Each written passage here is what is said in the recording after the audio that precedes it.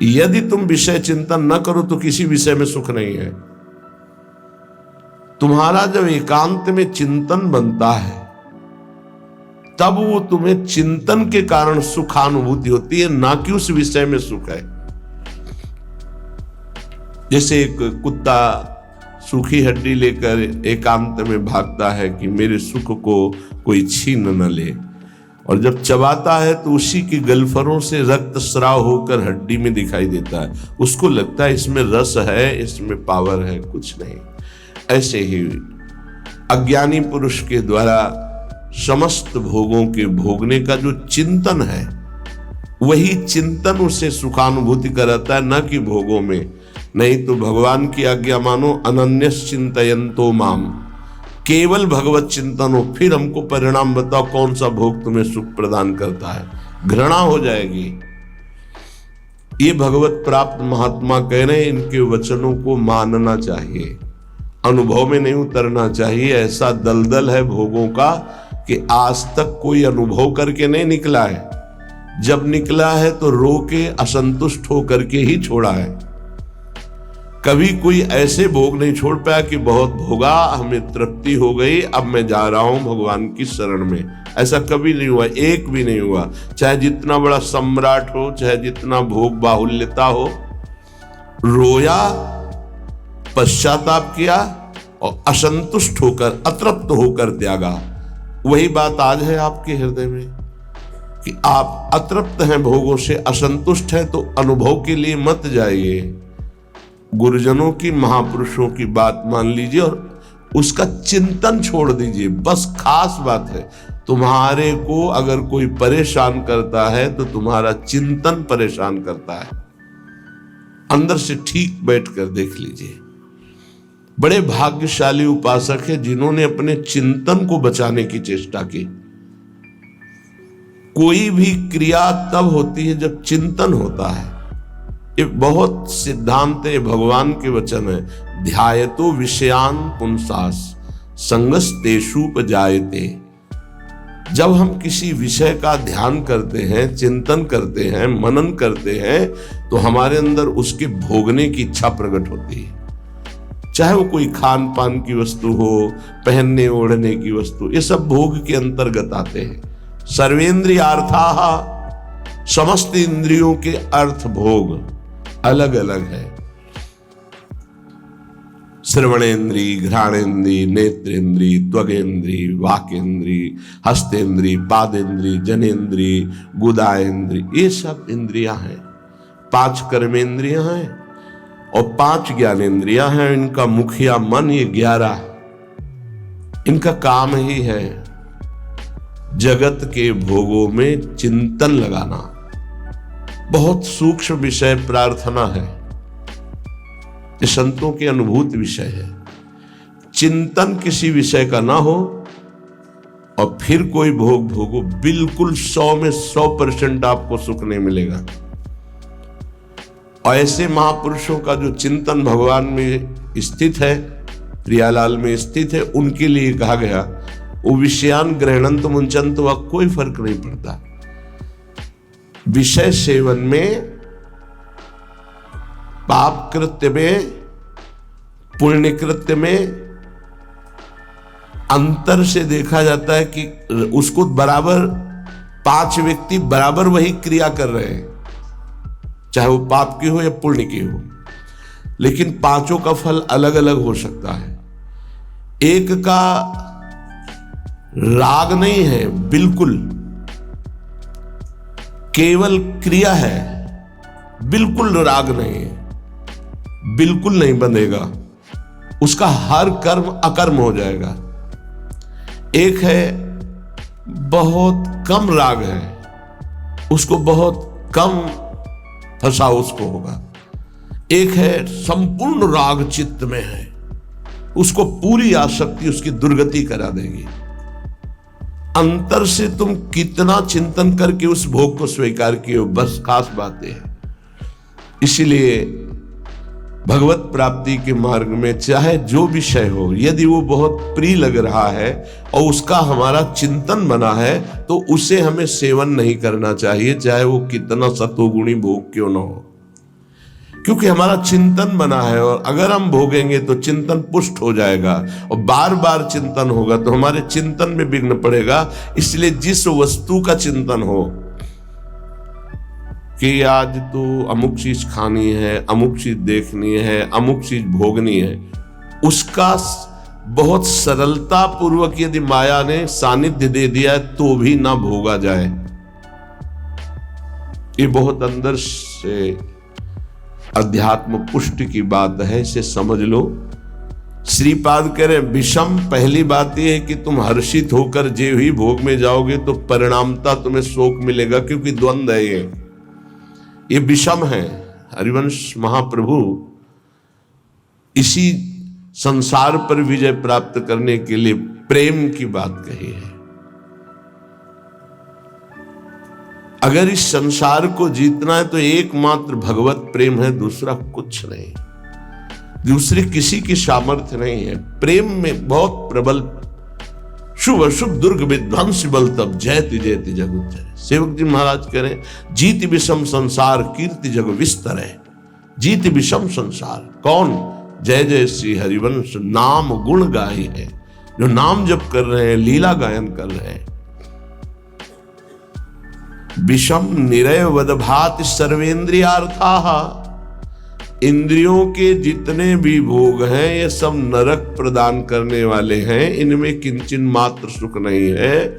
श्री कृष्णचंद्र जी ने गीता जी में कहा दुख योनयः, अर्थात केवल ये दुख प्रकट करते हैं। पक्की बात है, सच्ची बात है। अज्ञान के कारण आपको ऐसा लगता है कि इंद्रियों के भोग भोग कर मैं सुखी हो रहा हूं, लेकिन सत्य विषय यह है कि जब उनको भोगो तो अंदर से आता है कि जो मैं चिंतन में सुख प्राप्त कर रहा था वो तो है ही नहीं। बड़े बड़े भोगियों को घृणा होने लगती है, पर वो घृणा दूसरी तरह की होती है, वैराग्य नहीं होता। उस शरीर से नहीं, दूसरे शरीर में, उस शरीर से नहीं, तीसरे शरीर में, ऐसे वो भटकता है। और जो विवेकी होता है वो संपूर्ण भोगों से नरकवत अपना पिंड छुड़ा लेता है।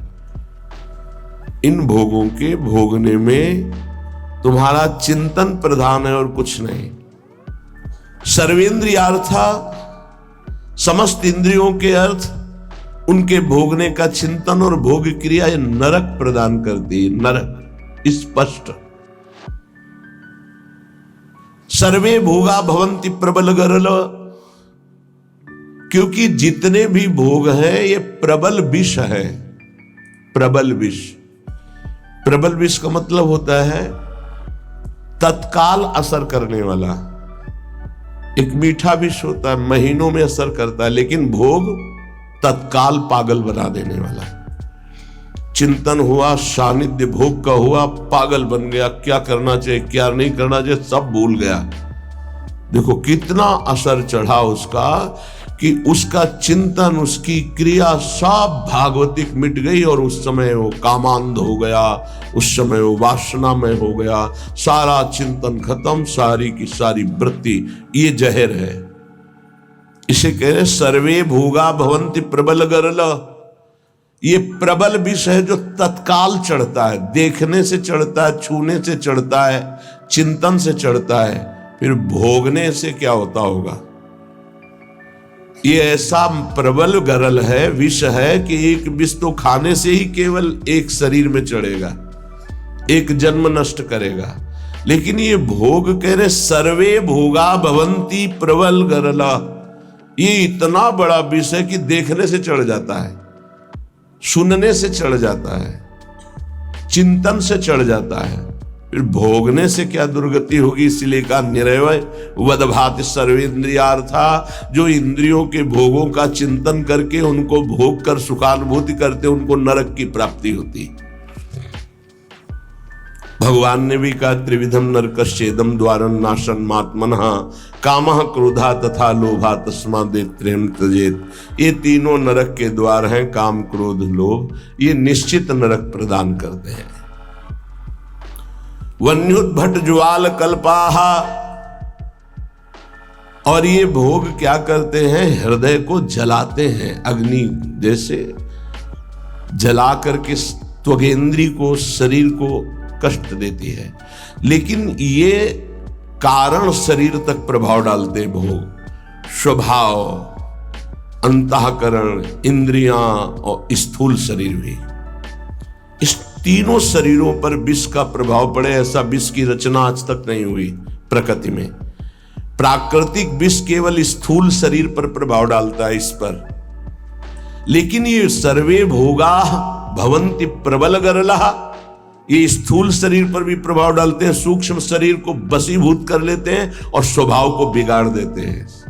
देहाभिमानी पुरुष जब इंद्रियों के द्वारा विषयों का चिंतन करके भोग करता है तो उसके तीनों शरीर बर्बाद हो जाते हैं, तीनों शरीर उसके गंदे हो जाते हैं।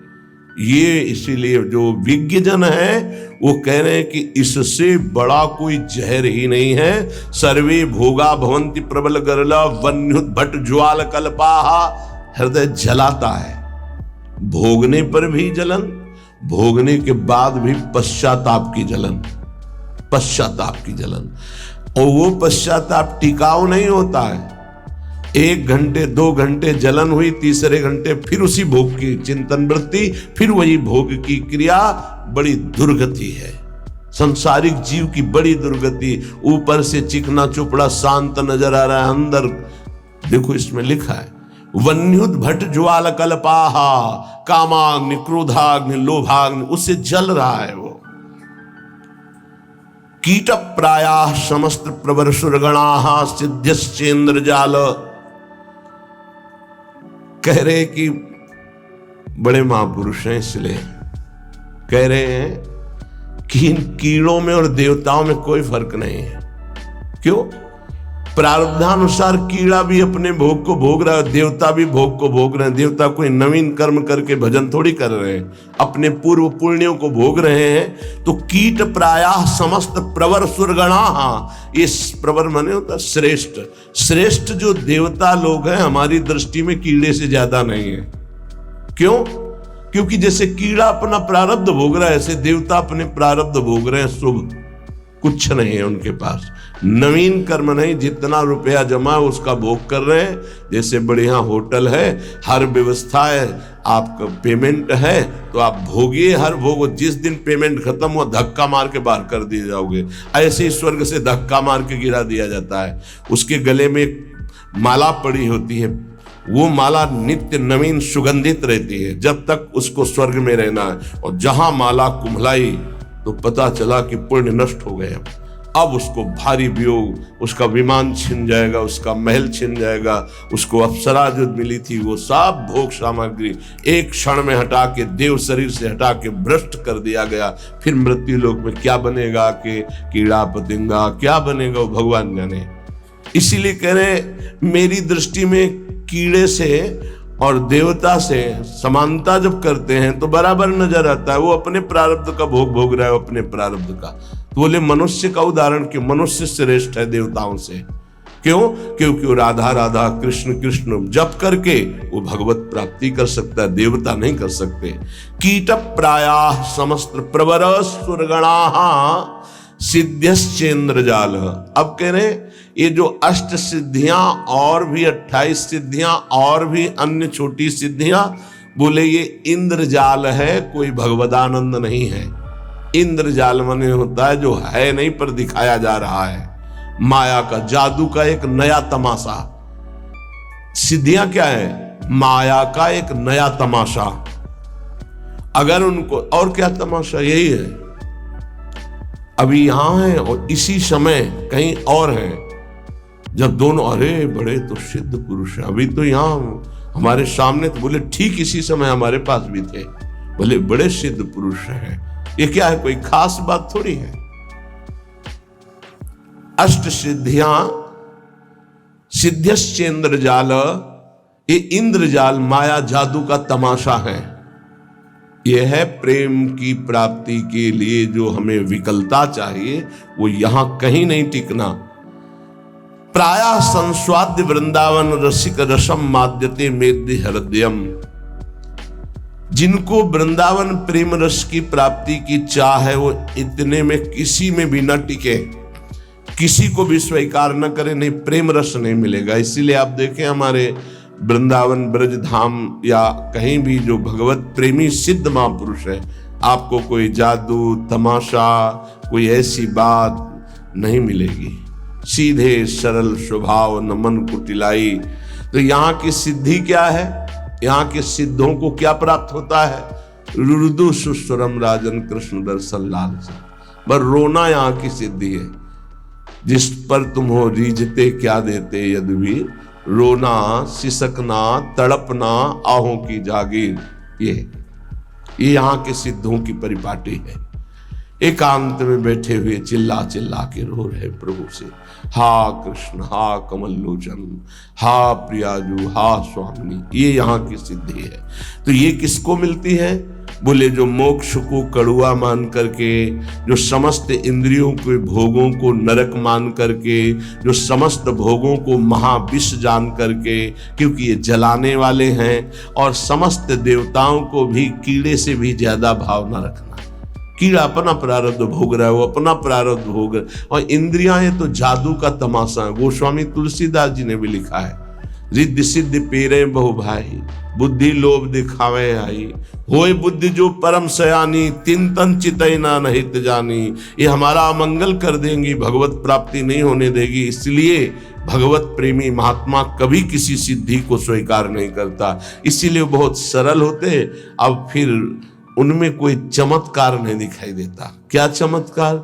बाहरी, क्योंकि वो इंद्रजाल स्वीकार नहीं किए। उनका चमत्कार होता, उनके समीप एक बार जो आ गया और उन पर भाव कर लिया तो उसका जीवन परिवर्तित हो गया। वो भक्त बन गया, भगवान का नाम जापक बन गया, अच्छे आचरण वाला बन गया, मनुष्य जीवन का उसको लाभ मिल गया। ये चमत्कार होता है। तो श्रीपाद कह रहे हैं, श्री वृंदावन का जो महारसास्वादन मतवाला कर देने वाला, मोक्ष सुख को भी थुत्कीकृत करने वाला प्रेम है, उसकी प्राप्ति के लिए यदि आप चल रहे हो तो स्त्री मात्रे मात्र बुद्धि, बहुत ध्यान से सुनिए।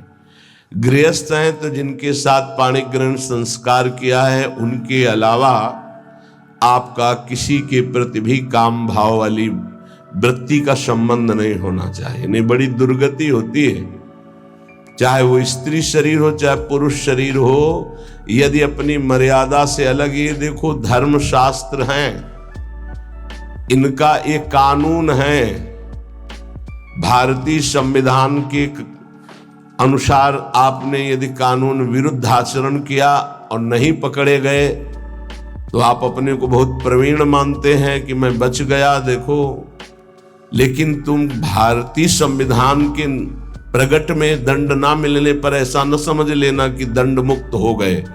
एक है भागवतिक संविधान, जिसमें किसी की गवाही, किसी की साक्षी की या किसी की रिपोर्ट की जरूरत नहीं, तुम्हारा कर्म ही तुम्हें दंड दे देगा जो तुमने कर्म किया है।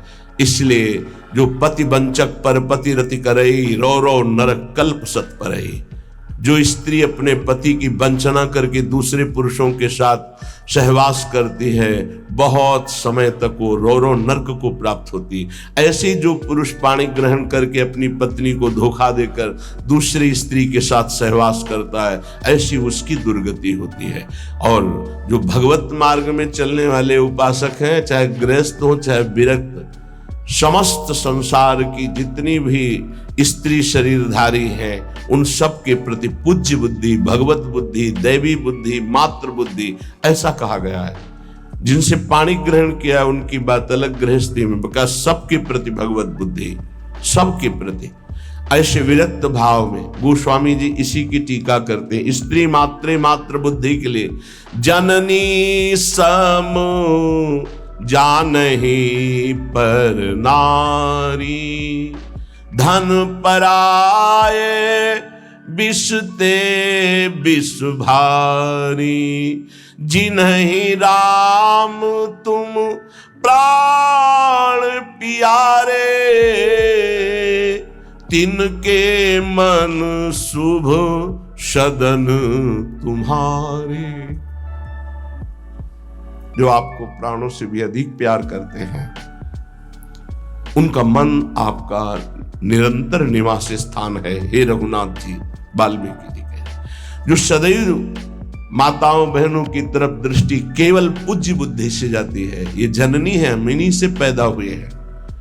इन्हीं माताओं के गर्भ में बड़े बड़े महात्मा, बड़े बड़े राष्ट्र भक्त प्रकट हुए। ये दैवी शक्ति है। इनका जो अपमान करता है, निरादर करता है, नष्ट हो जाता है। बड़े बड़े अपराध रावण ने किए लेकिन नष्ट नहीं हुआ।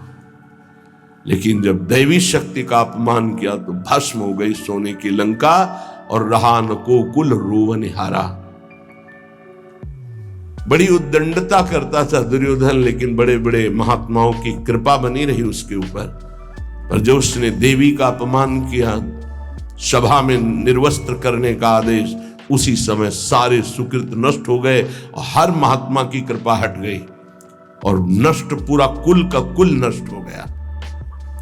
जिनके घरों में माताओं बहनों को सताया जाता है, कष्ट दिया जाता है, वो कभी स्त्री संपन्न घर नहीं हो सकते। और जो माताएं बहनें धर्म भ्रष्ट आचरण करती हैं, वो कभी सुखी नहीं रह सकती, दुर्गति को प्राप्त होंगी। ये धर्म है। ये हमारा देश धर्म प्रधान देश है। बहुत महिमा इस भारत देश की गाई गई है, क्योंकि इसमें धर्म प्रधान क्षेत्र, अलग अलग भगवान ने क्षेत्र, जैसे स्वर्ग है वो भोग भूमि है, नरक है वो पाप भोग भूमि है, मृत्युलोक है, मृत्युलोक में भारत भूमि भगवत प्राप्ति का परम धर्म स्थल है। जैसे गंगा यमुना सरस्वती का समागम तीर्थराज प्रयाग एक स्थान है अपना, उसका महत्व है। ऐसे पूरे विश्व में भारत का महत्व है। यहां भगवत प्राप्ति रूपी महान धर्म की स्थापना भगवान ने की है। ये वो भूमि है। इस भूमि में वास करने वाले के ऊपर भागवतिक शासन है, धर्म शास्त्र का। आप यहां परस्पर व्यभिचार नहीं कर सकते, जो हमारे शास्त्र मर्यादा है उसके विरुद्ध आचरण नहीं। स्त्री मात्रे मात्र बुद्धि आदेश कर रहे हैं, संपूर्ण स्त्रियों में मात्र बुद्धि। देखो गांव में हमने देखा है, छोटी छोटी जो बालिकाएं 10 गहराए से, तो सब उनके चरण छूने की भावना, घर के जन भी, अरे तू तो कन्या है, देवी है, जैसे वो पिता के चरण छूने के लिए चले, ला इधर पैर ला। हम गांव की बात करें, ऐसे चरण तो दुर्गा है, कन्या है, देवी है, ऐसी भावना है। नवरात्रि में पवाया जाता है ना आराधना करके, तो उनके प्रति वही बुद्धि रखो जो नवरात्रि में बुद्धि रखते हो कि ये तो सब नवीन अवस्था की बच्चियां दुर्गा स्वरूप है, देवी स्वरूप है। तो वैसे ही स्त्री मात्रे मात्र बुद्धि, ये सब जगदम्बा है, हमारी श्री जी की निज सखियां हैं। इनके चरणों में वंदना करे तो प्रिया जो से प्रेम हो जाएगा, और इनके प्रति दोष भाव करे तो नरक की प्राप्ति होगी। ऐसे ही स्त्री शरीर को चाहे पुरुष शरीर के प्रति भगवत भाव रखना। गोस्वामी तुलसीदास जी ने लिखा है, मध्यम परपति देखई कैसे, भ्राता पिता पुत्र निज जैसे। अपने बराबर का देखा तो जैसे हमारा भाई हो तो कैसा हमारा भाव रहेगा, छोटा देखा तो पुत्र हो तो कैसा भाव रहेगा, और पिता के समान जो वयोवृद्ध बड़े हैं उनके प्रति पूज्य भाव रहता है। तो माता बहनें कैसे पुरुष को देखती, भ्राता पिता पुत्र निज जैसे। और पुरुष कैसे देखते, बोले जननी समझाने पर नारी। जो बड़ी माता है बहनें वो साक्षात माँ है, जो छोटी हो साक्षात दुर्गा है, नवीन कन्या रूप। उनके चरण स्पर्श करे, जहां पाणी ग्रहण है वहां अर्धांगिनी भाव। स्त्री मात्रे मात्र बुद्धि, समस्त चराचर जगत की ये प्रेम प्राप्ति के लिए आदेश दे रहे श्रीपाद। स्थिर चर निखिल प्राणी प्राणीश उपास्य बुद्धि, चाहे जड़ हो चाहे चैतन्य हो, उसमें गौर से देखो राधा वल्लभ लाल जी की भावना करते हुए। तो राधा वल्लभ लाल जी दिखा देंगे, कह रहे स्थिर चर निखिल प्राण उपास्य बुद्धि। ये क्रूरापि पापिनो न च सताम संभाष्य दृश्याश्च ये सर्वान वस्तुतया निरीक्ष परम स्वाराध्य बुद्धिर्मम। मेरे आराध्य देव चर चर में विराजमान है। बाह्या से सार्थ लाभेष्वपि कह रहे कि सांसारिक जितने भी लाभ हैं ये सब धोखे के हैं। समझना है, केवल समझना है, कर्तव्य पालन करना है, पर यह समझना है कि ये कोई लाभ नहीं है, धोखे का लाभ है। 1 अरब रुपया बैंक में जमा है आपके पास, बढ़िया मकान बना है, पूरे जीवन भर मेहनत की, खूब छल कपट जैसे भी बना, सब व्यवस्था कर ली। अब मरने का समय आ रहा है, अब वो कब आएगा ये तो पता नहीं, किसी का कभी भी आ सकता है, जवानी में आ सकता है, बुढ़ापे में आ सकता है, बाल्यावस्था में। यहां जो कह रहे हैं कि बाह्या से सार्थ लाभेष्वपि, जितने भी सांसारिक लाभ है वो सब बेकार हैं, बाह्य हैं। कैसे बेकार हैं? हमारे तो इतने बैंक में जमा है, इतने मित्र हैं, इतने ये, ठीक है, फाइनल में आओ, अब आपका शरीर छूटने वाला है, अब आपके पास क्या जाएगा? हुआ ना सब बेकार। तो क्या करें? ना कुछ करें? नहीं, अपने कर्तव्य का पालन करो धर्म पूर्वक किया हुआ कर्तव्य तुम्हारी रक्षा करेगा, तुमसे पापाचरण नहीं होने पाएंगे, तुम्हें बचा लेगा। और नाम जप करोगे ये धन तुम्हारे साथ जाएगा।